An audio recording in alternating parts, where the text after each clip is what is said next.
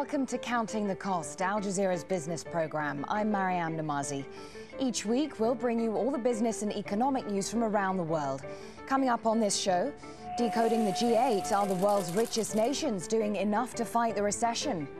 Natural partners, gas-producing nations take on the global economic crisis. And policies for the poor, India's new budget revealed.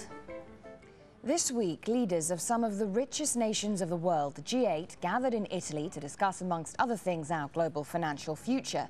But was anything achieved? Sama Al-Shahad found out. Thank you. And yes, as the G8 summit ends in Italy, there's been much talk about tackling the financial crisis with few concrete results. In the process, many have questioned whether the G8 is fit for purpose. I went in search of some answers.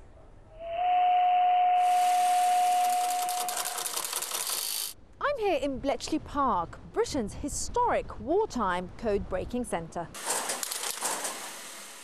Here is where Western allies decoded Nazi Germany's most secret signals with the help of machines such as the Colossus, which was the precursor to the world's first proper computer.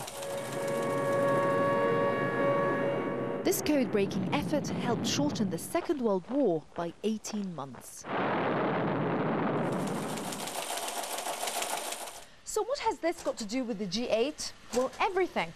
Because the G8, the group of the world's richest countries, have mounted a war on the global recession. And a year into this crisis, I want to decipher how well they're doing. But before we can decode the G8's plan, there is a fundamental fault line in the very structure of this group. I don't think the G8 are really the right body of countries, indeed, to do anything about the global recession. If you think this is basically the old countries of the imperial countries of Europe and North America, and we don't even have powerful countries like China, Brazil, India, the sort of countries which should be there in the 21st century to sort out a crisis like we have at the moment. And what is more worrying are two new words that are anticipated to make their way into the G8's battle plan or its communique. And these two words are exit strategy. World financial leaders are starting to examine winding down their emergency spending packages and bank rescues, which are designed to get us out of the recession. But isn't it too premature to be terminating these special operations? I think it's extraordinary that the G8 should be discussing an exit strategy so early into the crisis. It's clear that they're just interested in the financial markets and the green shoots of recovery which may be appearing in the City of London and other big financial centres. But if you look at the real economy and the impact on real people's lives, we know that millions more people still stand to lose their jobs as a result of this recession. The G8 should be looking at them and looking at their problems, not just at the financial markets. All the economic signals are showing that whilst banks and the financial sectors are doing really well, we the people in the real economy are losing our homes and our jobs in record numbers. And this huge gap between the financial world and our world is really dangerous for our economic recovery. The financial sector should be the servant, so to speak, of the real economy, but it has become the master over the past couple of decades. And this recovery of the financial sector that's going on now may just undercut the political will to rein it in. There used to be about 15 real global banks, and they're now down to about 6. And those 6 know that they can be even more reckless than they were before with borrowed money because they have become much too big for any government to allow them to fail.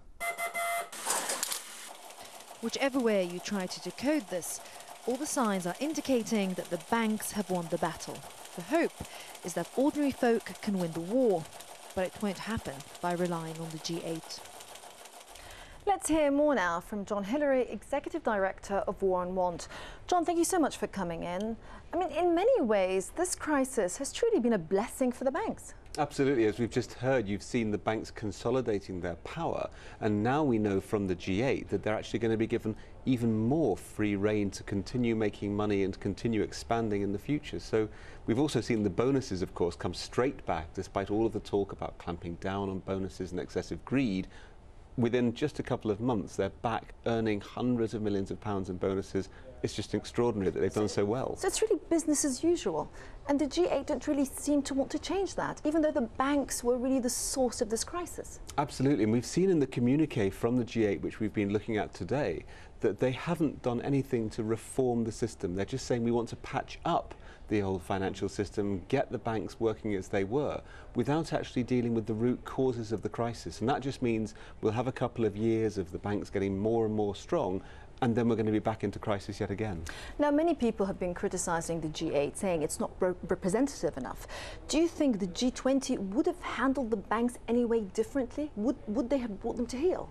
Well, no, because we saw actually in April this year when the G20 had their summit in London, they again backed the idea of business as usual. They didn't put in the sort of deep, trenchant reforms which have been calling for through the UN and through other civil society organisations. So the G20 obviously expands the G8 to take into account the new realities that China, India, Brazil, South Africa need to be at the table, but they haven't introduced any new policies, or they haven't changed the tune, if you want. So which organisation in the world could change that tune? Is there such an organisation? Well, just last month, the United Nations had a big summit meeting where they were addressing the financial crisis, and they were trying to say, are there any better solutions, any better models which we can come up with?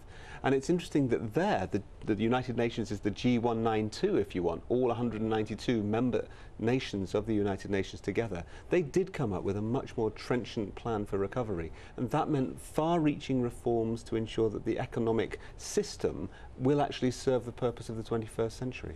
But John, if I remember correctly, many of the top brass, many of the world's top leaders, in many ways refused to attend the UN meeting. Now, why is that? Well, that's part of the problem, exactly. You get people like Gordon Brown or Obama or Sarkozy, the ones who are now happy to sit in a sort of closed huddle around the G8 table. They snubbed the UN, and worse still, the UK government apparently started going around the world trying to persuade developing countries not to send their top brass to the UN conference. They see that as a threat. They see this idea of a democratic process with a democratic body as a threat to their members-only club, because that's what the G8 is. The G20 is a bit of an expanded members-only club, but it's still invitation-only. It's still undemocratic. And it's still in many ways just reflecting one global order.